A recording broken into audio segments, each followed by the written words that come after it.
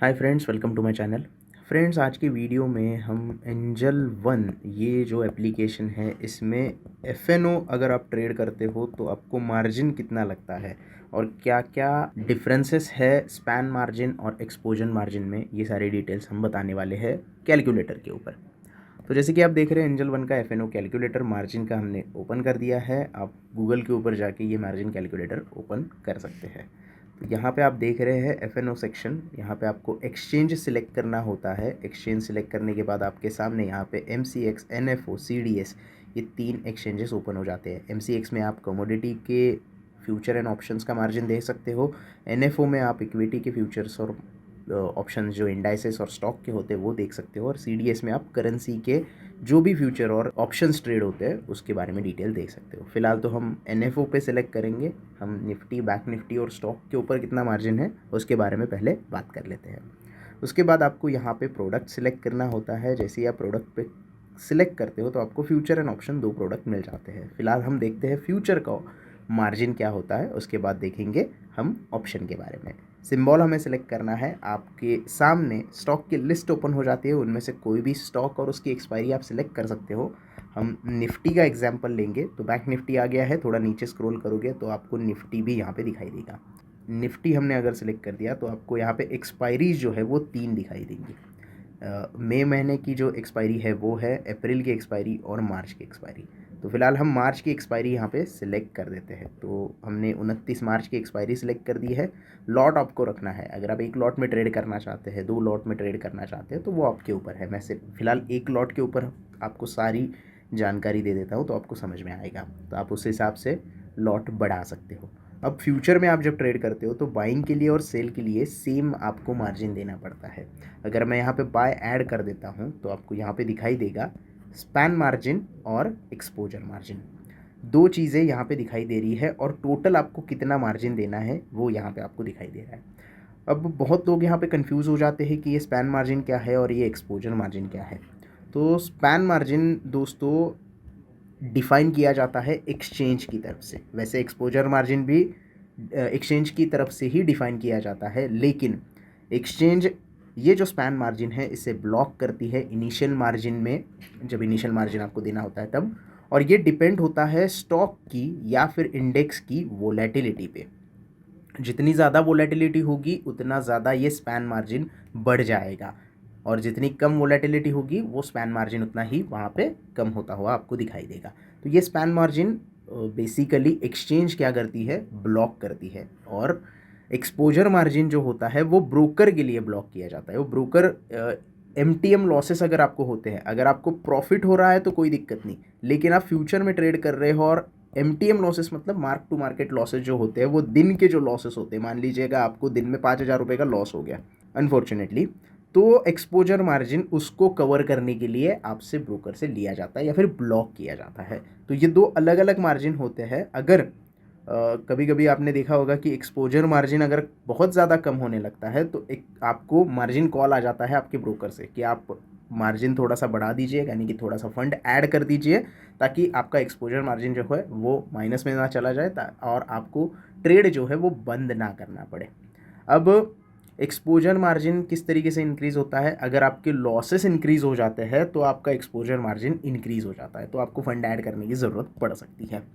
और उसके बाद ये दोनों का जो टोटल है वो आपको यहाँ पे करना होता है। मतलब यहाँ पे आप क्या देख रहे हो, अगर आपको फ्यूचर बाय करना है निफ्टी का या फिर सेल भी करना है तो आपको टोटल 97,379 रुपीज़ देने होंगे।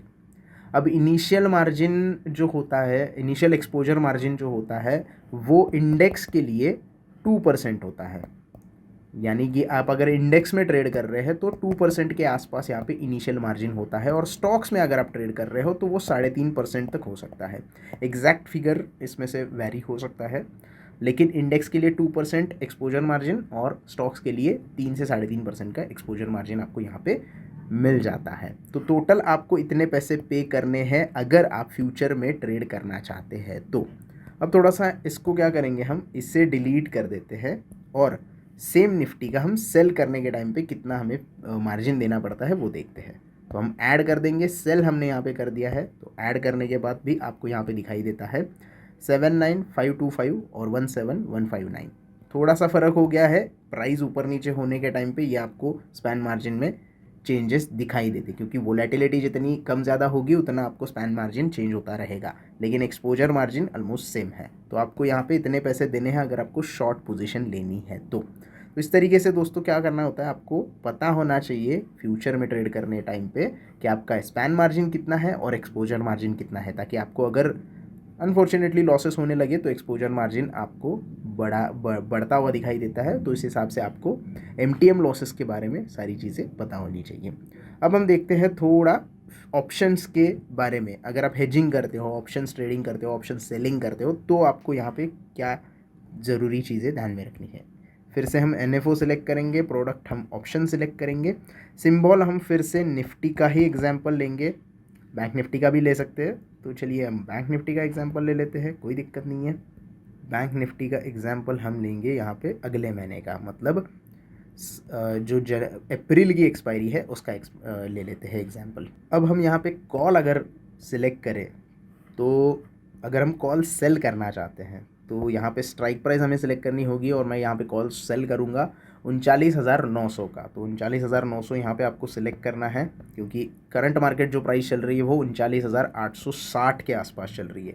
तो मैं 39,900 का कॉल यहाँ पे सेल करूँगा, 25 क्वांटिटीज़ में यहाँ पे सेल करूँगा और सेल यहाँ पे करूँगा, क्योंकि अगर आप कॉल बाय करते हो तो कोई भी आपको मार्जिन नहीं देना पड़ता, आपको राइटिंग के लिए, सेल करने के लिए मार्जिन देना पड़ता है। बाय में आप सिर्फ प्रीमियम की अमाउंट है उतनी ही पे करते हो। तो हम इसे ऐड कर लेते हैं। जैसे ही हम इसे ऐड करेंगे तो आप यहाँ पे देख सकते हो कि नेट प्रीमियम जो आपको यहाँ पे जाएगा वो -52,000 जाएगा। तो ऑप्शंस में आप यहाँ पे स्ट्राइक प्राइस सिलेक्ट कर रहे हो 39,900 की, और 25 का लॉट है। स्पैम मार्जिन आपको यहाँ पे देना होगा 2,36,000 रुपये, और एक्सपोजर मार्जिन आपका है 40,035 रुपये। तो यहाँ पे पूरी जो गणित है वो चेंज हो जाती है। फ्यूचर में आपको बहुत कम पैसे देने पड़ रहे हैं, लेकिन ऑप्शन में बहुत ज़्यादा आपको यहाँ पे मार्जिन जो है वो देना पड़ता है। टोटल आपको यहाँ पे मार्जिन रिक्वायरमेंट होती है। अगर आप ऑप्शन सेलर हो और बैंक निफ्टी में ऑप्शन सेलिंग करना चाहते हो तो आपको 2,76,559 रुपये आपके अकाउंट में होने चाहिए, अदरवाइज़ आप ट्रेड नहीं ले सकते। तो थोड़ा सा महंगा है, लेकिन इसके लिए हम क्या करते हैं, हेजिंग करते हैं। अगर आपको ये स्पैम मार्जिन और एक्सपोजर मार्जिन हालांकि सेम रहता है, अगर आप हेजिंग करते हो तो स्पैम मार्जिन कम करना है और टोटल मार्जिन थोड़ा कम देना है, तो आप इसके अगेंस्ट में क्या कर सकते हो, एक कॉल भी बाय कर सकते हो। तो आपका क्या हो जाएगा, हेजिंग हो जाएगा। तो वो भी हम यहाँ पे करके देख लेते हैं। अगर मैं यहाँ पे कॉल ऐड करना चाहता हूँ तो सेम हम 39,900 का कॉल अगर यहाँ पे बाय कर लेते हैं, सेम ऐड द मनी ही रखते हैं हम, थोड़ा सा add the money in the money चले जाते हैं हम थोड़ा सा, और इसे बाय करते हैं। तो अब यहाँ पे आप देख सकते हो कि आपका जो नेट प्रीमियम है वो आपको कितना रिसीव होगा, क्योंकि बाय में आप प्रीमियम पे करते हो और सेल में आप प्रीमियम जो है वो रिसीव करते हो। ये रुपीज़ में है।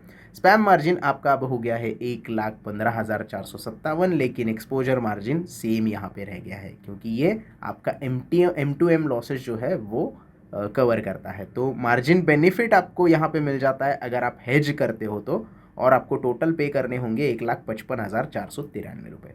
इसी तरीके से अगर आप स्ट्रैंगल या स्ट्रैडल बनाते हो तो और भी आपको मार्जिन के बेनिफिट मिलते हैं, और उसकी मदद से आप फ्यूचर एंड ऑप्शन में आसानी से ट्रेड कर सकते हो। तो बेसिकली यही सारी चीज़ें होती है। अगर आप निफ्टी या बैंक निफ्टी में या कोई इक्विटी स्टॉक के फ्यूचर एंड ऑप्शन में ट्रेड करना चाहते हो तो आप इस कैलकुलेटर की मदद से स्पैम मार्जिन और एक्सपोजर मार्जिन के बारे में देख सकते हो, और उसके बाद आपका ट्रेड जो है वो इनिशिएट कर सकते हो। बाकी इस वीडियो में इतना ही दोस्तों। आई होप आपको पूरा मार्जिन के बारे में डिटेल समझ में आ गया होगा, फ्यूचर एंड ऑप्शन में मार्जिन कितना होता है। वीडियो पसंद आया हो तो प्लीज़ लाइक कर देना, कमेंट्स में बता देना कि क्या क्या आपको रिक्वायरमेंट है और भी वीडियोज़ की। चैनल को सब्सक्राइब करना ना भूलना। धन्यवाद।